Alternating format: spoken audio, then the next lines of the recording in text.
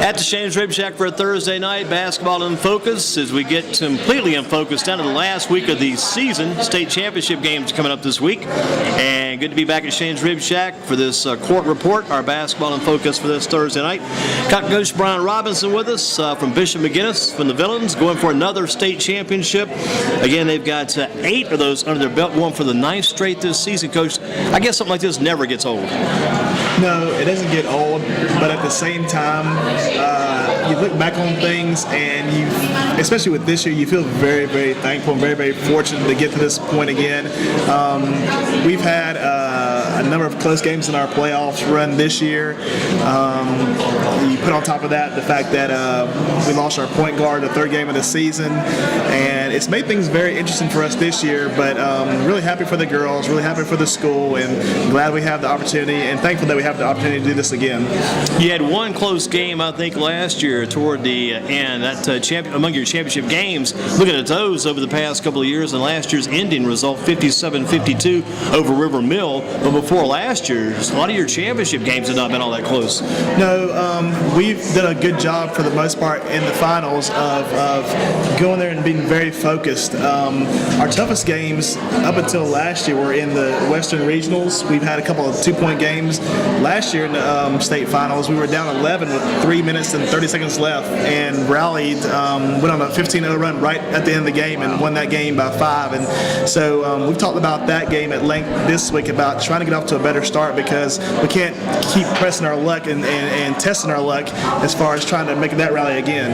I know you had one game in the regionals, maybe about a 45-43 game, a close game there, a 2-point game. And people should look at your conference now, how your conference has really improved. The conference you're in has kind of made you a stronger team, I think, over the long haul, because you got Winston-Salem Prep, very tough team. I think that was a 49-46 game against them during the season. You got East Surrey, you got Mount Airy, and now Atkins. People are asking me, where did Atkins come from? They remember Atkins a few years back, Atkins in the 2A level.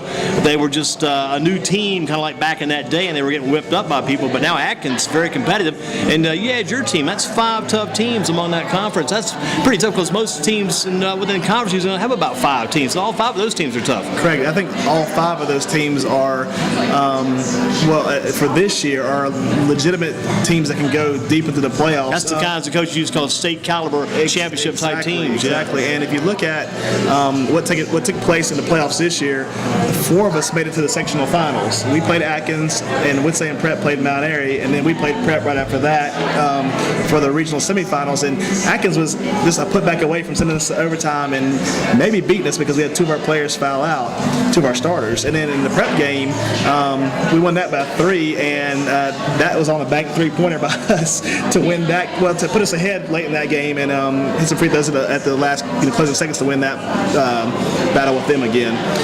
How have you overcome all these injuries over the years? I mean, injuries have kind of always been something that not really have plagued you, but kind of challenged you through the years. They've definitely challenged, and I think a lot of that speaks to the program. We always tell everybody you never know when your number or your time's going to come up, and so we prepare everybody from player number 1 to player number 12 to get ready for that. Sometimes, players 7, 8, 9, 10, 11, 12, maybe not are the caliber of your first 5, which in most places they aren't. But still, at the same time, if you can give us 2 minutes here, 2 minutes there, just to buy some time, it may put us in a position to win a basketball game. And so again, we kind of prepare for every kind of situation that may come up. We talk about these things all the time, and I tell them just control what you can control, not what you can't control. And if we have an injury, you can't control that, but you can control your effort in practice and your effort on the games. And we've been fortunate and with a couple lucky bounces to keep this run going. There's Brian Robinson with us from the Bishop McGuinness Villains, going for a state championship, number 9 consecutive championship possibility, coming up on Saturday noon in Chapel Hill against Riverside, the Knights out of Williamston. And you kind of look at all that. I was looking at today in your numbers, some of the players' stats. The stat that caught my attention first, these are big numbers. I thought first I was looking at the scoring points per game. I was looking at minutes per game. And I think the top player on your team, one of your starters, their average only about 20 minutes a game. You got players getting very good time, a lot of good quality playing time, well balanced as far as the player positions go on this team, and a chance to see minutes. Yes, I think within our first 6 or 7 players, we're very balanced out as far as the minutes go. Again, we've not had that many games where we won by a lot of wide margins, especially in the last 4 weeks or 5 weeks. The the schedule we played this year has been by far the toughest we've played. We played Dudley and Southwest Guilford and a number of teams that are just, I think, of big caliber that we think are playoff teams. And so it's allowed our first 6 or 7 girls to play those good minutes. But at the same time, when we've had a couple of blowout games, we've given our starters or our first 7 a lot of rest as well, because the worst thing that could happen is, again, we get another injury here or there when you're up by 20 or 30 points. And the girls understand, sure, they would all like to average 20 points a game, but this is not about that. It's about trying to make this run at the end of the season, and you can't make this run if you're not healthy. And so our girls understand the big picture here, and the minutes they played have been definitely managed because we hope to have our legs at this time of the season. It used to be about girls like Mackenzie Rockford, I think, and Kelly Thomas, and then Michaela Johnston. Some of those girls that have stepped up and giving you good minutes off that bench. Yeah. And another one, too. I think it's Miss Putnam. Maybe Ashton Putnam. Alex actually starts for us. Yeah. And Alex didn't start for us towards the end of last year, but played big minutes for us and helped us get to the state finals last year. This year, she's taken over the starting role and done a very good job. She's about maybe 5'7", 5'8", plays both the point, the 2, the 3, and the 4 for us because, we're just a little bit short-handed sometimes with, positions what we have. But the rest of the players, Mackenzie has had a very, very good playoff run for us. She's not scored a lot of points, but she doesn't need to score a lot of points for us. She's doing the little things like taking charges, get on the floor for loose balls, had the big jump ball against Winston Prep in the final 5 seconds to get us the ball back. And, we need those girls to do those type of things for us. Again, whether it's a minute or 5 minutes or 20 minutes, just to help us win a basketball game. And I mentioned some of the regulars already among those reserves, and Alex Putnam, you mentioned among the starters. These other 5 I mentioned, too, a big part of what you do. Tia Capuccio is another big player for you. As far as size-wise, maybe not huge, but as far as contribution, major. Tessa Johnston, I've seen her name among the leading scorers this season quite a bit, both Neaters girls. And the Neaters girls give you something to kind of use this pun. Neaters girls kind of give you something you need. 6 feet, 6'1". That's good height to have in that post spot. Yeah, and it's funny because Cameron is a post player, but because of Olivia's injury, we moved her to the point. And so she's been a tall point guard for us. Well, that's a trend in girls basketball the past few years. It is definitely a trend. And, she's going to Harvard next year. And my phrase over the last couple weeks is, again, if you're smart enough to go to Harvard, you're smart enough to figure out the point guard spot. Certainly. And so she's had to do that for us this year. And she's had her ups and downs with it, but she's done a very good job. Tia, is not one of our taller players, but she comes up big when we need her. She's hit some big shots over the last 2 years for us. And, with Tessa and Danielle, they both played their roles perfectly this year. Tessa's played the point we needed to sometimes, made a bunch of big free throws for us, and Danielle's come off the bench, backing up Julia, who plays in the post for us. Yeah, Julia is probably your leading scorer, I guess, at about 13.1 points per game. Like we were talking about earlier, and talking to one of your parents about this. This is kind of a neat thing to see. I think the team averaged about 53.3 points a game, which is not a huge load, but it's enough to win close games. Right. And plus 13 points a game from your top scorer means balance among the other players. Right, and that goes back to what I said earlier in that we don't really get into the average of the 25 points a game and whatever, because, again, I think it makes us harder to defend when you have a more balanced team, spread out the scoring. It's not like it's done intentionally. It just is the way our program has been over the years, and we know it takes more than one person to get to this point of the season. And again, sometimes you got to put your ego and your personal goals aside in order to help the team win games. And again, I think our program has figured that out over the years, and that's what keeps us going the way we are. I bet it's bound to have helped you because you get a group of kids together, and you kind of mentioned the fact we're going for our 9th straight state championship. I mean, you leave all those egos back in Kernersville and then head to Chapel Hill because you want that team victory. And if a player is with you as a senior, they got a chance to add a 4th ring among those others. Yep, they do. And as we say, we don't put 20-point scores on our wall in the gym. They put state championship teams on the wall in the gym. And I think everyone that's a part of this, whether, again, they're the first player on the bench or first player in this lineup, or they're the last player off the bench, they all understand that if we win, we all win. And so everybody has to do their role. And it's not easy to do because, again, everyone wants to be the star and everybody wants to be, in the limelight. But, if you want to be the team we can be and be that team that can be remembered for a long time, you've got to do those things and give up a little bit of yourself to make this work. And they've done that, and I'm really proud of them, and I'm proud of them for getting back to this point again. I tell you, you definitely have written that in stone almost, a team to have a chance to be remembered for a long time.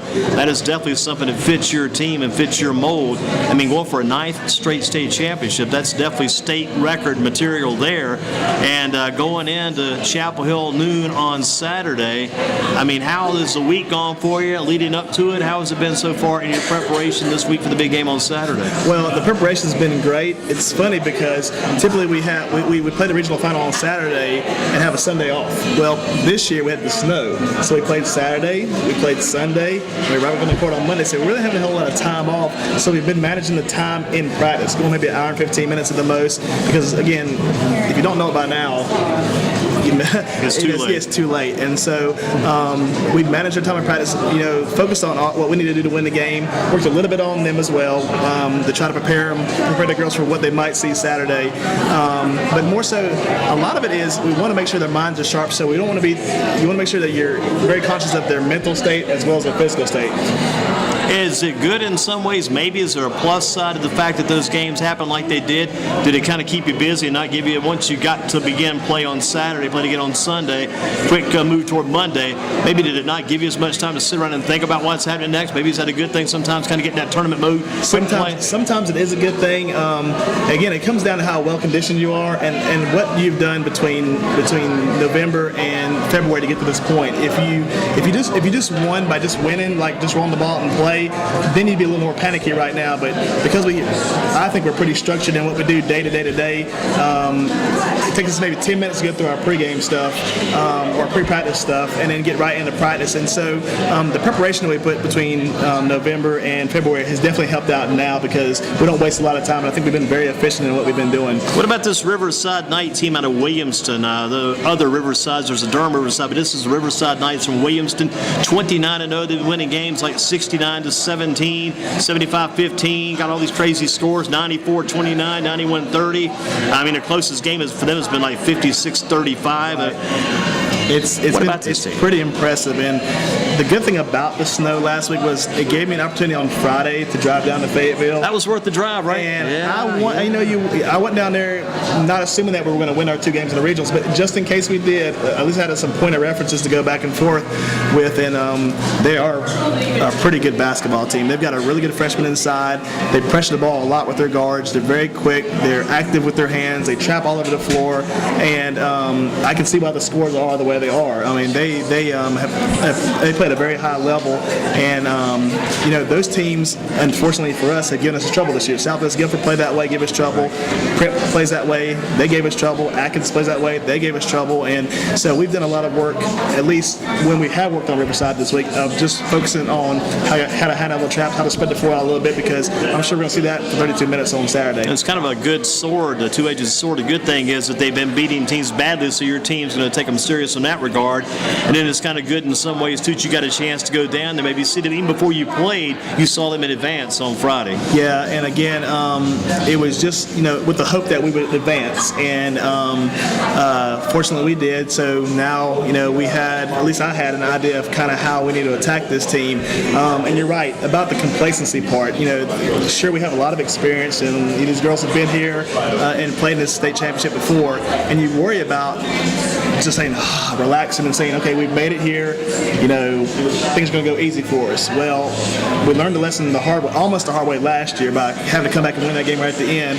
And this year, I think with all the close games we've had and the fact that this team is very good, it's kept our attention the entire week. And I think, we will definitely be prepared and ready to play on Saturday. The question is, can we transfer what we've done in practice to the gym on Saturday afternoon? I know we always talk about this, hoping that teams, and your team in particular, the Villains of Bishop McGuinness, get off to a good start. How imperative that is to get an early start on a Saturday, maybe that first 2.5 minutes of the game, to really come out and play well in the beginning. Yeah, a good start would be great. We for some reason haven't done that in our games leading up to the playoffs this year.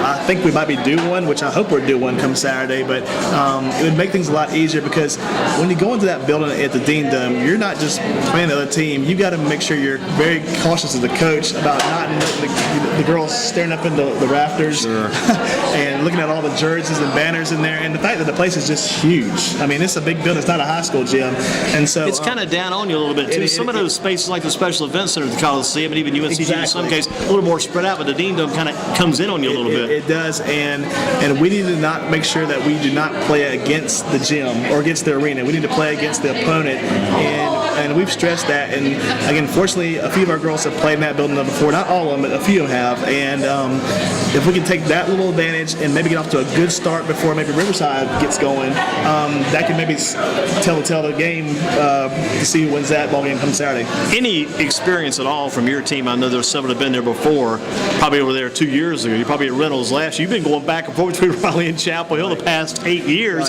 on that nice trip you like to take. But for your girls, any experience at all on that court, it's got to be beneficial. It has to be, because I know the first time we took in there back in 05-06, which I thought was one of the better teams we've had, really freaked out. They scored 18 points in the first half. They shot 14% from the field. I can remember that clear as day. And I remember at halftime how I spent the entire time just talking about controlling your emotions. I must have said controlling your emotions like 20 times at halftime that year. And we came back out and got focused on just the game at hand and played a pretty good second half and ended up winning that game over Southeast Halifax. And you understand, they're going to be very excited about playing, and they're going to be very excited about having an opportunity to win a state championship game. And then you go into that arena on top of that, and you're playing a good opponent. So there's a lot of things going on. It can be a perfect storm one way or the other. So our challenge as a coaching staff is to make sure that we tell them that, hey, if the arena is what the arena is, we just need to focus on what we prepared on, and hopefully go out there and give a good effort against Riverside. Because if we don't, we can find ourselves in a bind come the fourth quarter. When that ball goes up at noon, it all happens so fast, and it goes quick. It does go quick, and this week has gone quick. I keep telling myself, every time we've gotten to this point, that I want to enjoy the week and I want to enjoy the moments. But I mean, it just seems like Monday was here a minute, and here we are, already at the end of the week, and before you know it, less than 48 hours away, we're tipping the ball up, and so it does go quick, and I try to hang on to the moments as much as I can, but at the same time, I've got to be looking at the future, because the future is to be won, not the past, and so.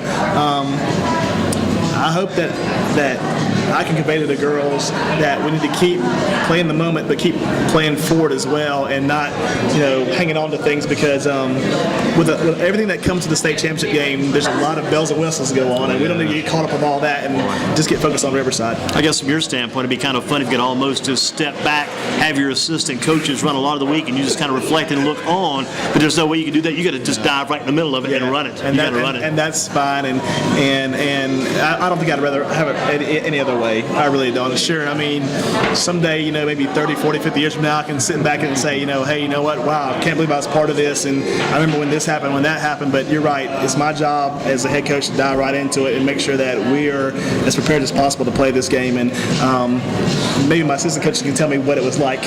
And you got to do it probably to a certain degree. You probably want to do it the same way you've done it every other year, because you've had success doing it so far that same way. Yeah, and I think that speaks to our whole program. We pretty much do everything from year to year the same way. The practices are all the same. The stretching is the same. The bus drive's the same. And it's not like we're doing it because we're superstitious. It's just because I think the less the girls have to think about things, the easier it is for them. If we start, trying to upset the apple cart because we're trying to play this specific game this way and this specific game this way, it just messes things up for everybody mentally. And again, the last thing we need to do is be thinking about, what goes on now. What time do we do this? I mean, if we have things straight lined up for them ahead of time, scheduled out for them really well, just go play the basketball game, and I think everything else will be fine. Going to get you to talk a little bit more about Riverside. I know sometimes it's not as important to worry about what the other team's doing. It's most important to worry about what you're doing, how your team's going to do. But just give us a brief synopsis about this Riverside team, what we can expect to hear about them and see from them on Saturday. You're going to see a lot of pressure placed on our team from their guards and from their just their overall team. They run in waves. They bring girls off that bench. They're bringing 5 in, and they're going to try to wear you down. It reminds me, if you remember, the old Arkansas teams in the mid-90s, Richardson, or some of those Loyola and Marymount teams that like to get them down the floor. Maybe it's not that extent, but they're going to come at you like that, and we have to be prepared that you're going to make mistakes against that. That's a given. go back to what I said earlier, you can't hang on to the mistakes, though, because the next one's coming at you. And I think they like to score in bunches, and so we've got to minimize that as much as we can. We can't let one play turn into 5 bad plays. We got to let that one play go and move on to the next one. And, adversity is part of it. So we're going to face, again, a lot of pressure. They're very aggressive going after the ball off of missed shots. They'll pressure off of makes and misses. So I think from a fan standpoint, you're going to see a pretty exciting game. It's going to be up and down the floor a lot. The key or the question is, can we get them to play it our way? Which is, we can play that way too if we need to, but if we can get them in a half-court game, maybe get the lead early, and maybe turn things around on them, it'd be curious to see how the game plays out that way. And to see if you can watch them and hopefully force them to make some turnovers. They start making mistakes, and they're going to be forced to change their game, maybe slow it down a little bit. Exactly, and that is something that I'm not sure anyone has done to them this year. Yeah. I'm not sure if we can they do that. They haven't been challenged to that point then. I'm not sure if we can do that either, but I know with the teams that we have played this year in our non-conference and then throw our conference schedule in there with that, we've seen every style possible you can think of, and we've had to learn the hard way with some people who have pounded us because of certain things. But again, all those games have prepared us to get to this moment, and hopefully we can use all those games in the past to help us win this game on Saturday. And you've gotten through these 4 losses pretty well, and allowed those 4 losses to make you a better team. Got I think it was this Innsworth team, 47-39. Don't know. I think they were a Tennessee team. Yeah, we lost them in overtime in Florida. We went down to Fort Myers and played over Christmas, and we played 3 good teams down there. We beat a team from Philadelphia. We turned around the next night, lost that overtime game to Innsworth, and then turned around and beat a really good team from Florida. And that Innsworth team, I think, if I remember right, they're getting deep in their state tournament as well. Well, you've got Providence Day. Lost them. They just won the state independent championship for the 9th time in the past 10 years. They've won something like 7 or 8 straight. Got the Cherry White Gatorade Player of the Year. 1-point game there earlier in the year too, and that made you better. That was an interesting game. We were down 3 with like 10 seconds left. Tia hits a 3-pointer. It's tied the game up. They come down the floor, miss a shot, get the offensive rebound, and we fouled them with 1/10 of a second left. They hit 1 of 2 free throws and beat us, and that was a game that, again, as much as that hurt that day, it reminded us that, hey, you know what? It's not the first shot that beats, it's the second shot sometimes. And so from that point on, when we're in that situation, we always make sure to box out and get the rebound, and if the worst thing, go to overtime again. And you mentioned that 1 rebound. I think in the regionals, one of your players got the rebound, ripped it away from the other player. Yes. So definitely learned in those late game situations to get it. Yes, and control it. Yeah, and folks always, wonder why, we played the teams we played at the beginning of the year. Again, like I said earlier, because those teams teach you lessons. And I think those teams, I talked to their coaches, their teams, they like to play you too. Yeah. Makes them a better team. Well, I'm glad to hear that, but I know they teach us a lot of lessons. And what you need, as I tell every coach to ask me questions, is that you want to find out about your team as early as possible so you can correct what you can early as possible so you can make this run. And so we play all those teams early on so that we have, enough time to get things corrected, because when you get to the playoffs, you don't have time. You either get it or you're done. You better be ready after that tournament around Christmas time to go full steam, come back in January. Right, and after we lost that game to Providence Day, we got on a nice little run again, and then Southwest Guilford really exposed us. I mean, they exposed us to a point where I thought that might have been the best thing that happened to us this year. At the time it wasn't, but I've told people that Southwest Guilford game was kind of like, the doctor giving you medicine, and you don't like taking medicine, but the medicine makes you better. Every kid in the family got sick, and they were able to find out what each one needed to get better. But you needed to take the medicine in order to get better. They definitely exposed us that day, and they played at an entirely new level. We'd beaten them the last 2 years, and I think some of us came in thinking, okay, we're going to play them, and they played very well that day. Well, I know they've got a little point guard we'd all love to have on our basketball team. The little LaShawn DeMont can really play. They're great. I mean, and Jessica Bryan set them up really good before she left. She sure did, yes. And now the new coaching staff has come in and done a great job with them, and they're going to be a force to reckon with for the next couple of years, and we look forward to playing them hopefully again, because again, they've made us better. And then Winston-Salem Prep lost 62-47 in that one, and that's no slouch to lose them. No, and they shot the ball very well that game. game. And again, that was another game where we needed to lose that game in order to win the next two against them, because we'd beaten them every time we'd played them up to that point for the last 4 or 5 years. And when they beat us, I think that honestly set the tone for our playoff run, because we were getting a little bit, complacent in my opinion. And for them to beat us by 15 points on our senior night definitely opened our eyes. And we turned around the next week and a half and played them again in a conference tournament championship game, beat them by 3, and then turned around the 2 weeks later and beat them by 3 again in regional semifinal. Tell you what, I bet the other teams in your conference, these coaches have been scratching. We got to find a way to get competitive. You probably really challenged these other schools and made this a better conference just by beating up on these teams as you did the early years. I think we have definitely been our own worst enemy in a way, because it's not like we've taken a step back. These teams have gotten so much better, and it's now a point where if we don't continue to stay at a certain level, which is hard to do, if we don't stay at a certain level, we're going to find ourselves in the middle of a pack quick. And you're about 2 bounces away this year from us being from first to fourth. And we haven't won our conference since 08-09. This is the first year we've won it. Out of all the years, the first time we've won the regular season in the last 5 years. And again, you're just about 2 away from probably finishing fourth in your conference this year. It's a lot like the ACC has been in some years, And it's kind of like the ACC team keeps adding to Louisville now and Syracuse. It's a pretty powerhouse, and there's no nights off at all. What about, let's go to this stage of the game here. Let's talk to Coach Robinson, Brian Robinson, get some background about it. I did do some reading, and you can enhance us upon this and like us about this too. Going back, I think, to Winston-Salem Reynolds, played for Coach Howard West there back in the day. Then went to Appalachian, got the degree at Appalachian, came back and coached some, I guess, at Reynolds as an assistant coach for about 4 or 5 years, and then hit the trail and went to Starmount. 4 or 5 years worth of coaching there. But the whole time you were coaching out of college, you were coaching primarily as a men's coach. Didn't even coach women's basketball coming out of Appalachian. Right. You came back after working with Coach Howard West and said, I'm going to be a boys basketball coach. And coaching women's basketball was almost an afterthought the first 8 years or so. It was, and when I got out of college, I didn't want to even be a coach. I wanted to be a banker. Really? Because my dad's a banker. Head of the bank. And, Okay. And something, I broke my hand in college, and when I broke my hand in college, I went on to work with little kids to make some money in the summertime. And I caught this bug and said, you know what, I might want to do this, when I get older. Well, I want to help some kids. Well, when the time came for me to tell my parents that I'll put my business degree aside and go do this, of course, it was World War III for a minute. But they understood that you need to follow your heart, and they knew that it might be a 1-year thing with me, because he said you might not like this and go on. But anyway, so I coached for 4 years with Coach West. The opportunity came at Starmount to coach the boys there, to be a head boys coach. And at the age 26, I said, you know what, it's an opportunity for me to be my own coach. And so I did that. Did it for 4 years, and unfortunately, I've told people this story. People say, how did you become a girls coach when you were a boys coach for so long? We were 1 game away from making the playoffs. We lost the game at the buzzer when I thought I had a timeout left, and I didn't. I called timeout, and we lost the game, knocked us out of the playoffs.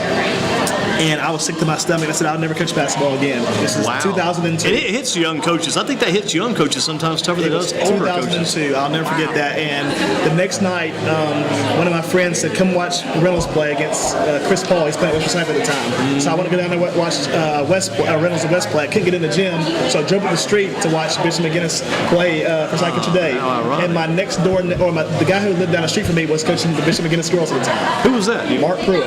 Okay. And Mark Pruitt said, after the game was over, Bishop lost by 1. He said, I can't coach these girls anymore. I need somebody. You need to come in and do this. I'm like, I'm not coaching girls. I'm staying with boys. And he begged me just to apply.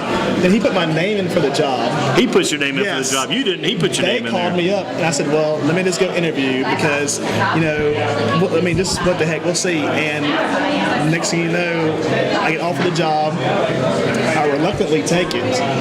And here we are 12 years later. And it's just because of one bounce or one timeout that I thought I had. I didn't, and it's changed me a whole different direction. It really It's kind of like going back to that Michigan game years ago against North Carolina. They thought they had that timeout. And the funny thing about it was when I asked the scores table if I had a timeout left, they kept saying hold on, but holding the 1 up. I thought I had 1 timeout left. And after the game, I said, I thought I had a timeout left. He told me, and he goes, no, I was telling you to hold on. It was some noise in the gym. Was that at your place or the other team's? That was at the other team's gym. Yeah. So he was, There could have been some some full confusion there, probably. Yeah, but you know what? It's worked out. The way It's kind of crazy. I was watching that ACC women's tournament last week at the Coliseum, watching that basketball game, and the guy said, "Be sure you check out that North Carolina assistant coach." I said, "Who's that?" He goes, "You know, the guy with a real good tan over there sitting on the bench." I thought, "I wonder who that might be." He said, "You know, Coach Lee used to be down at Campbell, Billy Lee." I thought, Billy "What? Lee, You gotta be kidding! This guy disappeared. Where did he go?" Yep. He's like a North Carolina women's assistant coach, and he coached Campbell back when they had some very good teams. Took them to the NCAA's, and even used to have he ran the John Wooden camp even after Coach Wooden stopped doing the Campbell camps. He kept those camps going. He's been around for a while, and I almost got him to come do our coaching clinic this year. We do a little coaching clinic every year for the high school coaches, and he actually called me about doing it, but it didn't work out because they had to do some stuff in Myrtle Beach that time. But yeah, he's a good guy. Good guy.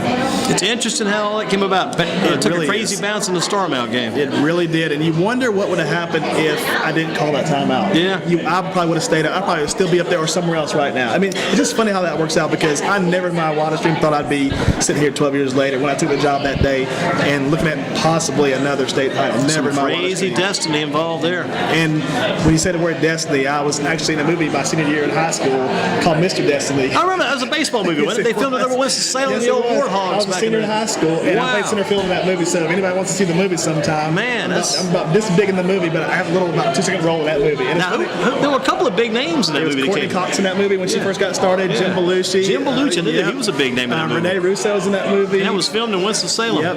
John Lovitz was in that movie. Wow. There was a lot of big movie actors in that movie, and I got the fortune to meet a couple of them back in the day. And you were playing in center I was field. playing in center field, so if anybody watching the movie and sees that pitch and the guy hits a home run, I'm running towards the ball and it stops. That's a rentable movie right now. So they can pick Yes, up it Mr. is. Destiny. It's a Wow. plug for them. Some interesting things, Coach Brian Robinson, with the basketball scene and the baseball scene. And when you played for Coach Howard West, is that where you kind of cut your teeth as a player for him? Because I remember him back in the day at Moorhead. Then he went to Reynolds, won some state champ. I remember that guy Justin Bolander in that group when they were there. And they had the Terry kid that played at North Carolina. This That's is a very way good before player. that. You were probably back in the mid to late His 90s. first year was 1988, and that was my junior year in high school. Okay. And he had just left Moorhead. Yeah. And the funny story about him was when he was at Moorhead, I went to go watch him play his team played at Frank Spencer. Yeah. And I remember watching this guy coach, and I'm like, this guy is wild. He's yelling and screaming at his kids. I hope I would never play for a guy like that. You would never play for him. I said to one of my friends, I'll never play for a guy like that. Did you know who he was at that time? Did But you know? I like watching his team. He had Donnie Seal and these Donnie guys who were Seal really good. went to NC State. Yes. Donnie Seal, remember him well. And so yeah. our coach got fired at Reynolds. And so I remember my dad coming in the door and said, hey, you got a new coach today, somebody in the newspaper. And I saw Coach West's paper and I said, well, I'm not trying out. I'm not trying out. And I eventually met him. I made the team. You put all the yelling and screaming aside, he taught me so much basketball. I mean, he taught me so much about life. And that's part of the reason why I came back, because he made such an impression on me about, just...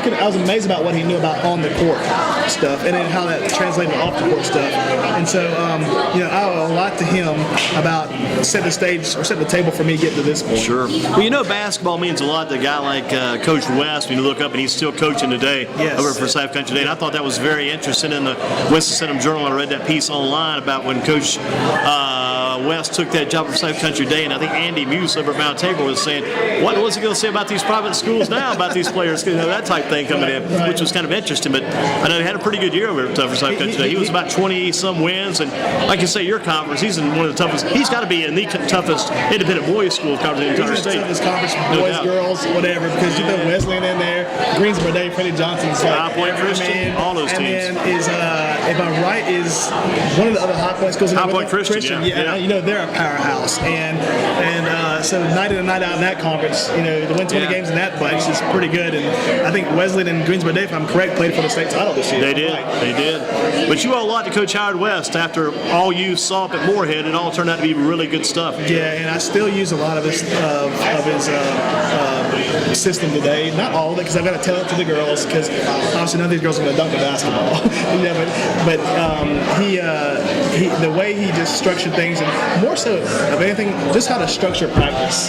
That's a key, isn't it? Not to waste time. Yeah. I mean, Coach Don't you think these practices, look at these coaches in the old days, I saw these coaches, they would have, that's how I kind of learned it some of my younger days, that coach would have at least every 5 minutes down to a science. I mean, you know what you were doing. He had that thing mapped out. You started at 4, you're going to 5:30, everything is cut out. And that's pretty much all what laid out. The water's laid out, you know, the time you get the stretch, the time to do Yeah, when drills. you get to the end of that drill in that 5-minute period, the drill's over. It's time to move on. Yeah. If you got to go back and do something extra in that thing, it's going to come at the end of practice. And a lot of these coaches, they don't ever want to go over an hour and a half. It's set that way. You got that 90 minutes, and that's it. And if you think about the games is transition. You know, you go from defense to offense. It's not as quick, and so that's the way we want practice to go because it mentally prepares you to jump to a game. And as every coach says, the practice needs to be harder than the games. Sure. And so we try to make our practice. So the old coach always said, practice is my time, the game's your time. You get that work done in practice. When game time comes, that's when you kind of let you turn loose a little bit here, let you play. You're exactly right.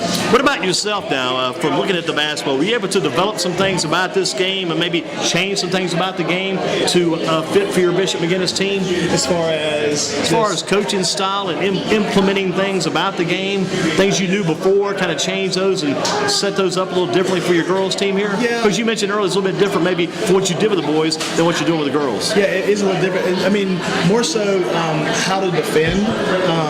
You know, sometimes with guys, they can be a little more aggressive as far as, you know, they're a little quicker to reach up for the ball, whatever.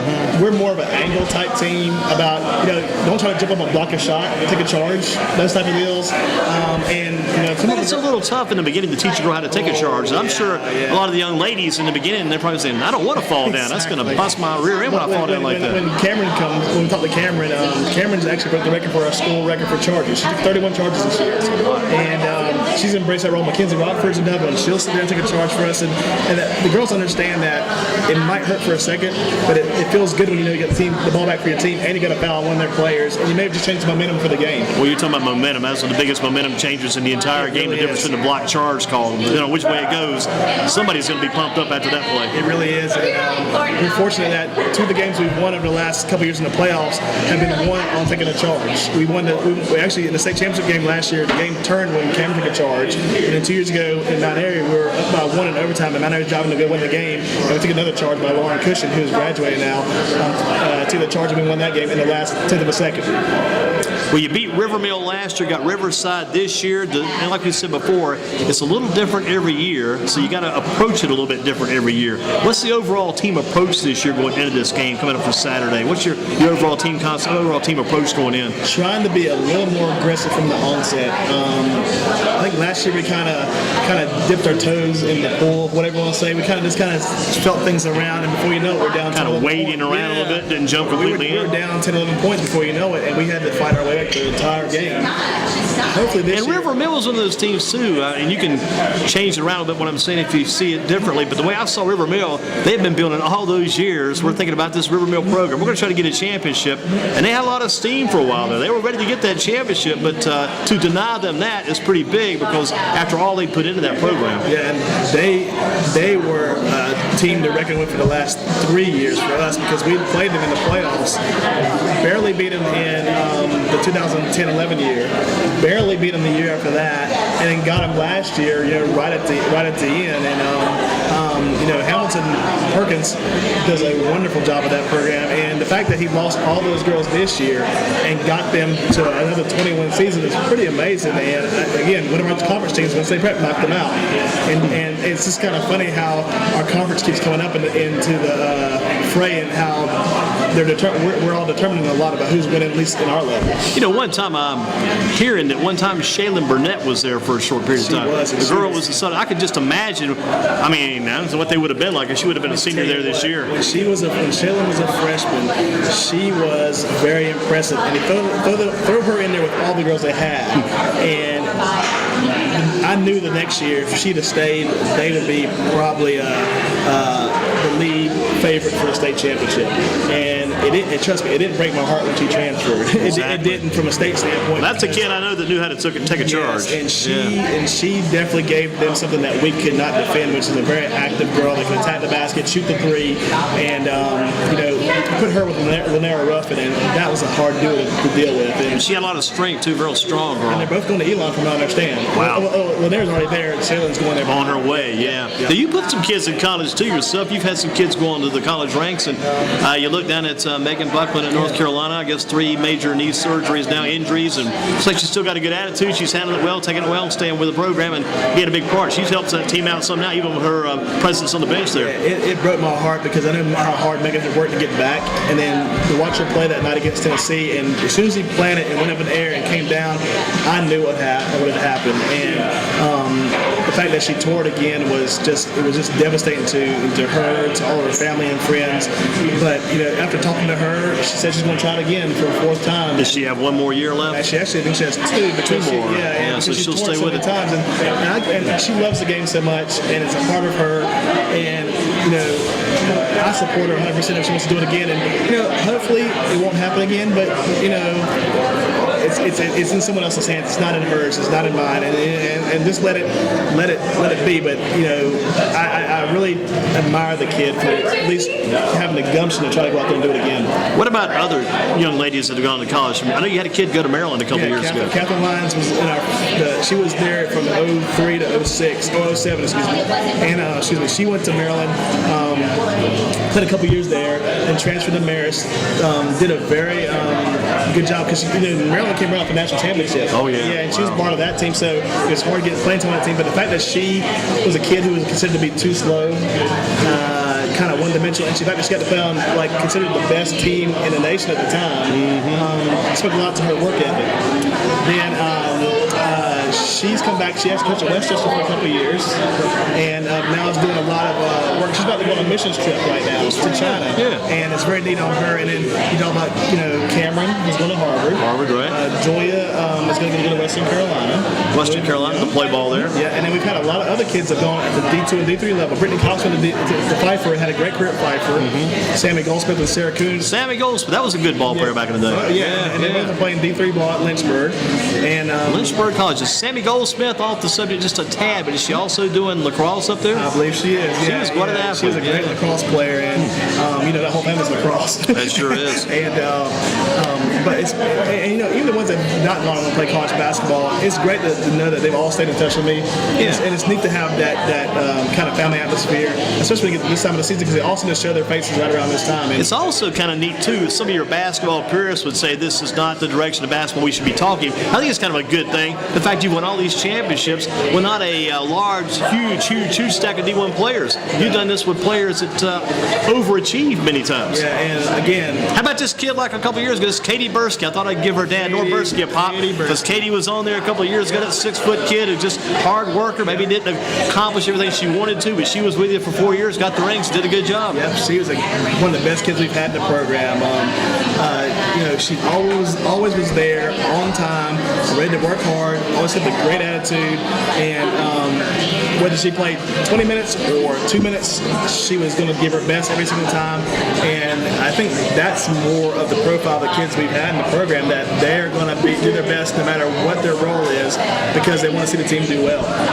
So you've had a lot of good success over there, looking to get the 9th title in a row this Saturday down in Chapel Hill, noon tip-off in the Smith Center.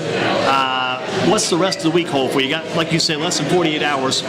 What's Friday look like? You got any kind of major practice, walk through, anything going on Friday? What do you do to keep these kids' minds mentally focused on the game, but also don't get them assumed with this role, this possibility too? Well, we've had a little tradition over the last few years.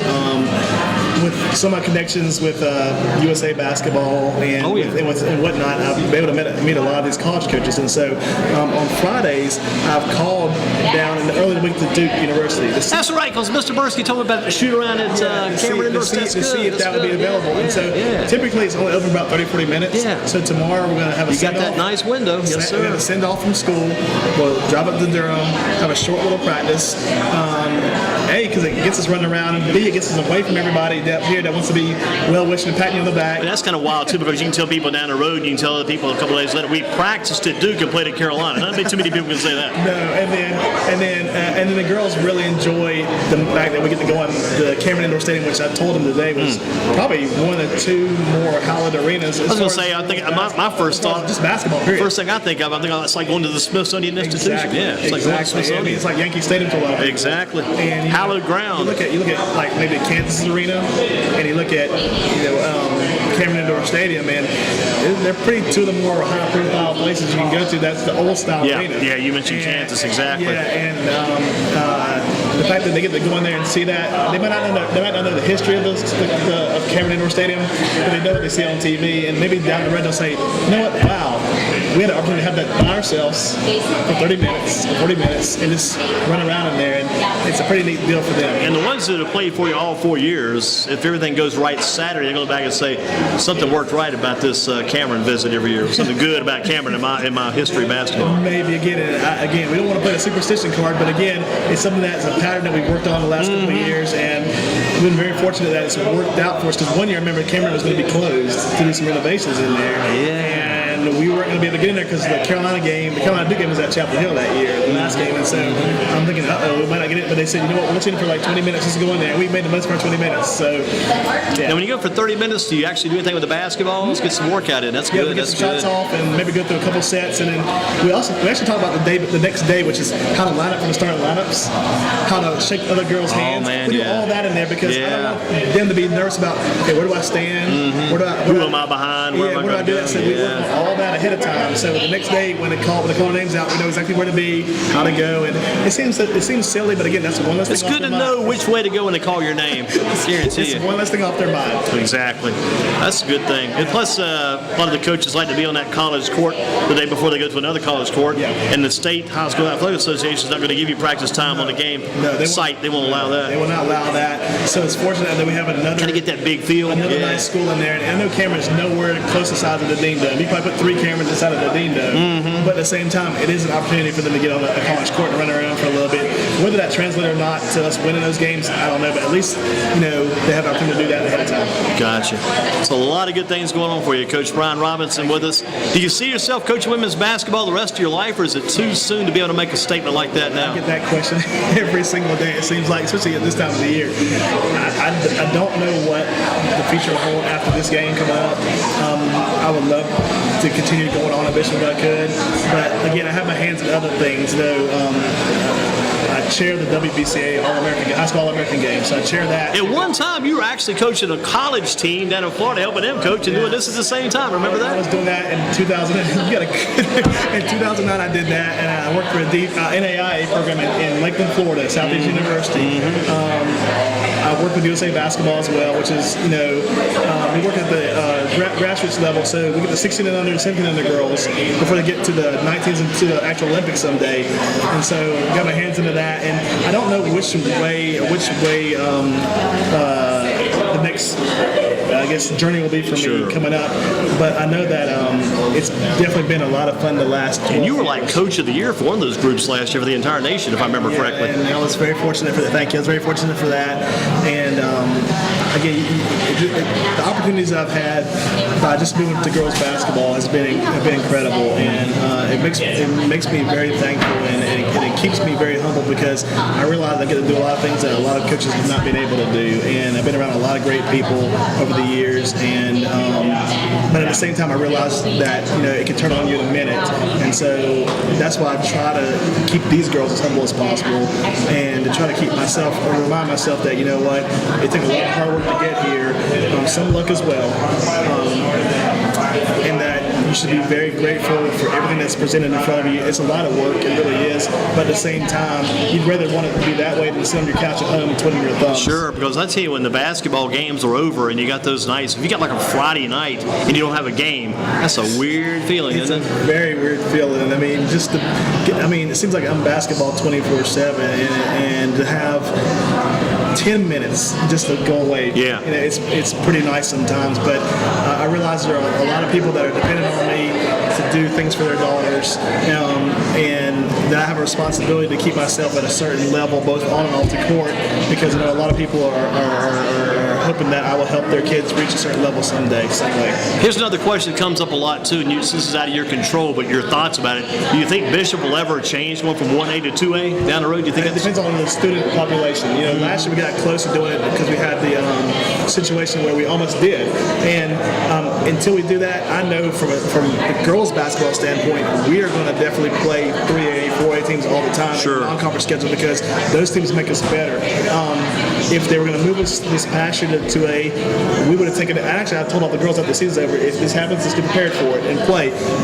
But they left us where we were, so we're 1A. But I'm not sure if that will happen everywhere down the road. But if it does, we'll be once you get established, it's about 5 years before they reevaluate too, isn't it? Yeah. So you're there for about 5 years. They do the conference realignments. Yeah, realignments. And maybe the next realignment we will move up or whatever. But what a crazy thing about it, your conference is getting so much better now. It's 1A is tough, very tough. It's crazy, and you got our conference whose teams are getting better.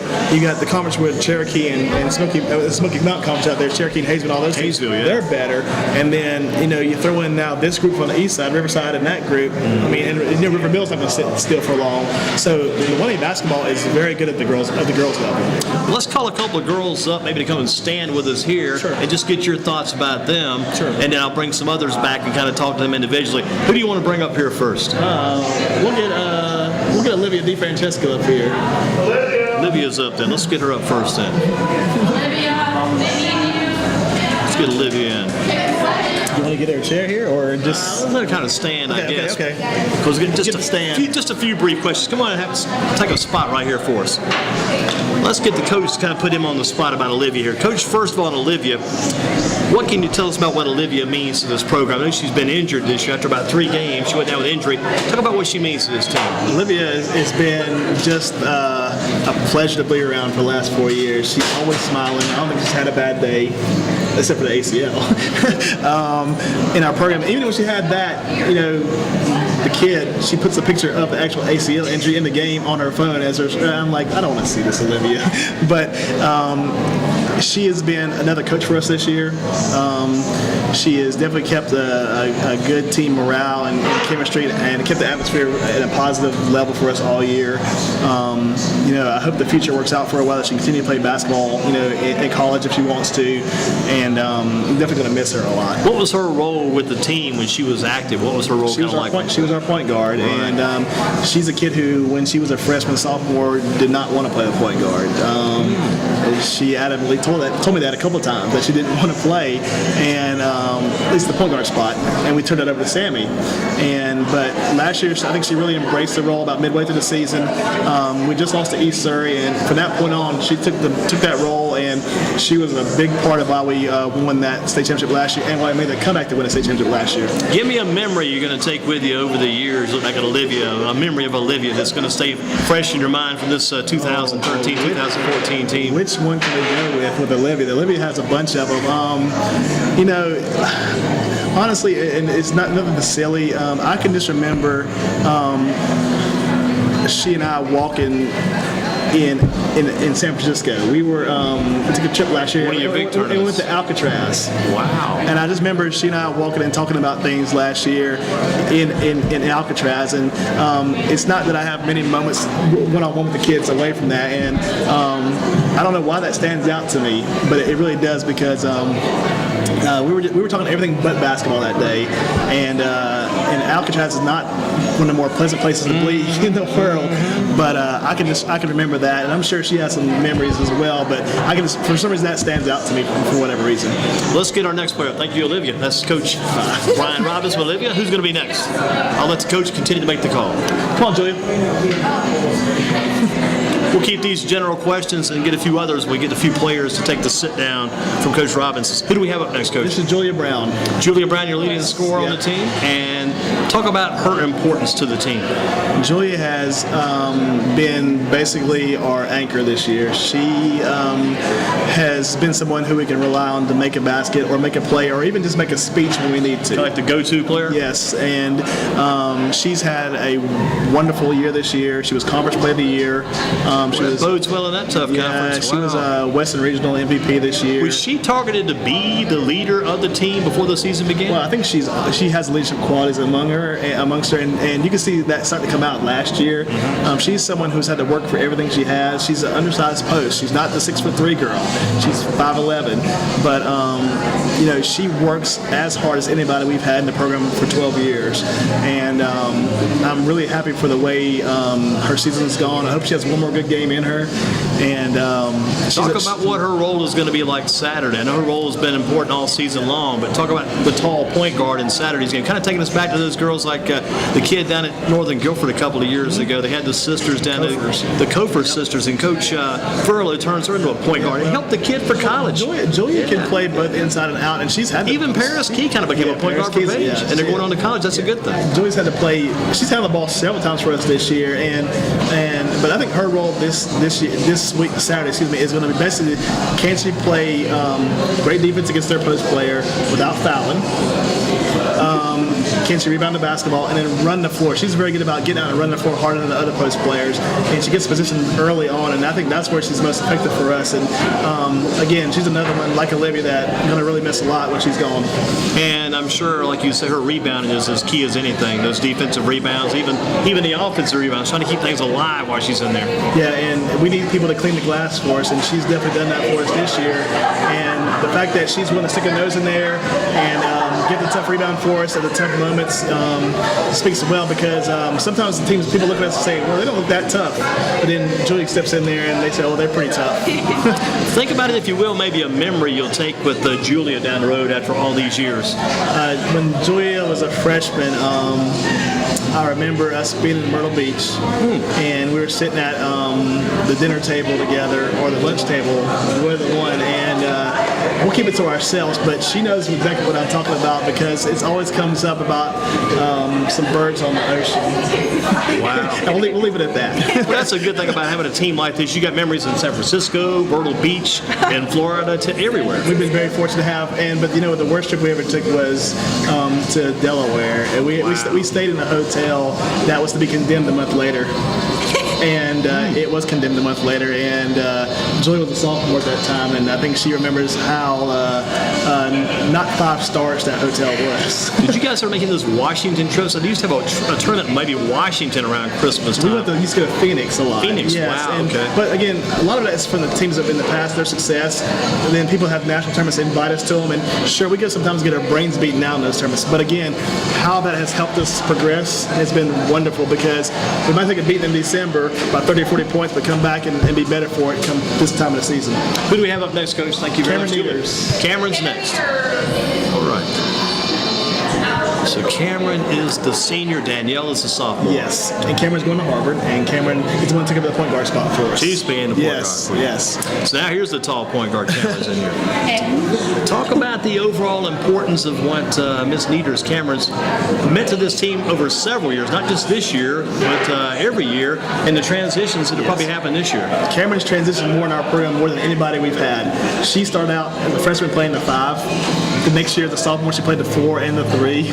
Last year, as a junior, she played the 2 and the 3 and the 4. And then this year, she's played primarily point after Olivia went down. And never complained, never bat an eye. She's had some moments where I know it's been very frustrating for her this year, because she's the one girl that's changed positions and everybody else has pretty much stayed the same. But she's done it because she wants our team to win. And as I told her before, we've not won a conference with the other point guards in the last 5 years. And now with her being a point guard, we won it this year. Interesting. And I think that speaks a lot to her.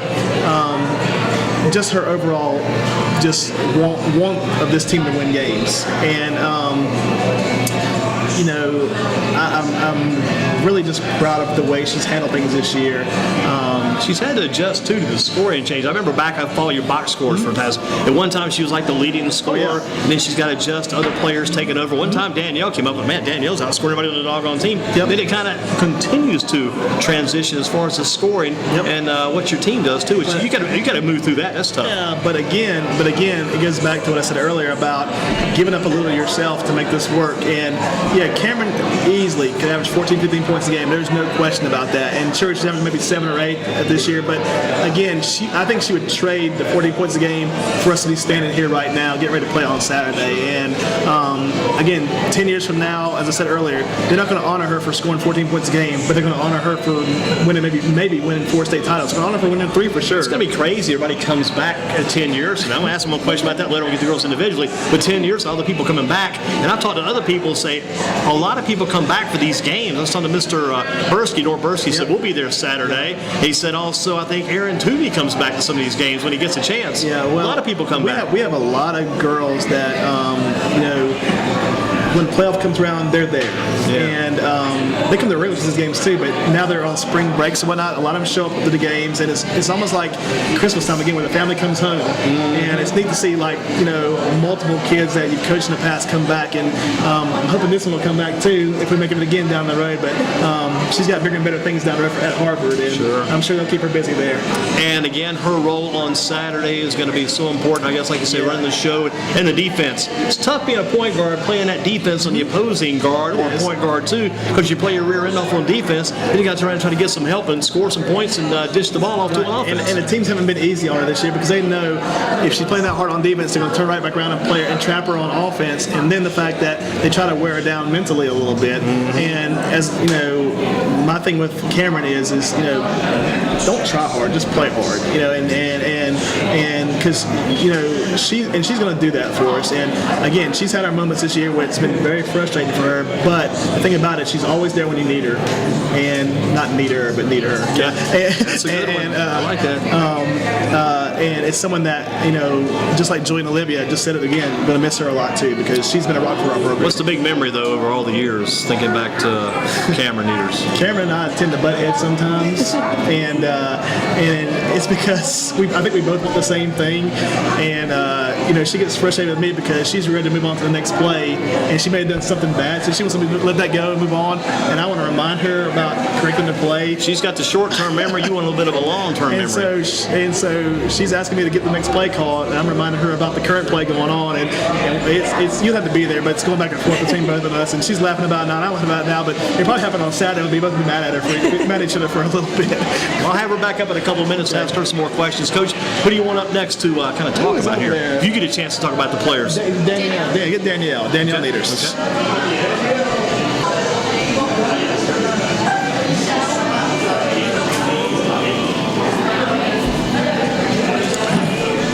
Okay. Danielle's a sophomore, and like I said, when I first started following the team a couple years ago, she was scoring like crazy as a freshman, and I'd heard she was coming on through Mr. Bursky. He was kind of like a scout for Bishop McGuinness.